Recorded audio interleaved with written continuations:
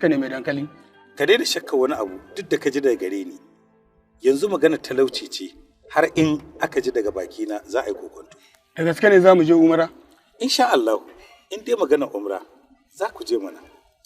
Sannan kuma in aka fara zuwa sai dai in kun ce kun gaji. Za ku tsaya ku huta. Hanna tutu, hanna tutu. Hanna tutu, ‘yan baba.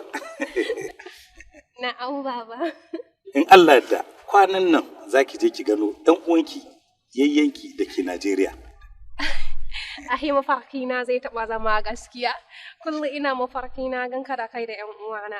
Sai da in na tashi sai in ga ashe mafarki ne ke. Allah sarki, a lokaci yayi. Alhamdulillah. Allah shi nuna mana wannan rana ta alheri. Amin, amin, amin, amin. Amarya ba kya laifi. Ba lokacin surutu ba ne ba. Ina son gane one time da aka zo. To, menene faru? Kike tambaya shi zan dawo. Ka dai fade mini. Za ka kai 2 ko 3 hours. Zan kai kaman bayan la'asar haka. Ok, so mu yi baki, isa zan doki abincin kan ba su, isa maka sabon abinci. Yanzu akan wannan ne na ji ki kaman kina cikin wata damuwa? Ina kan wannan ne baki ji ne nace miki ba, nace miki amarya ba kya laifi. Ai ko da kin banni da yunwa na tsawon wata daya. Baki laifi ba.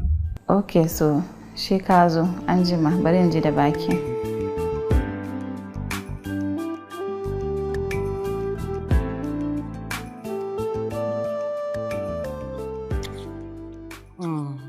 Ki haɗa kayan aiki kawai an jima kaɗan za ki ji kira.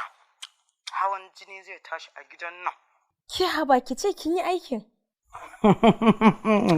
In dai har gishiri yana tada hawan jini to dole yau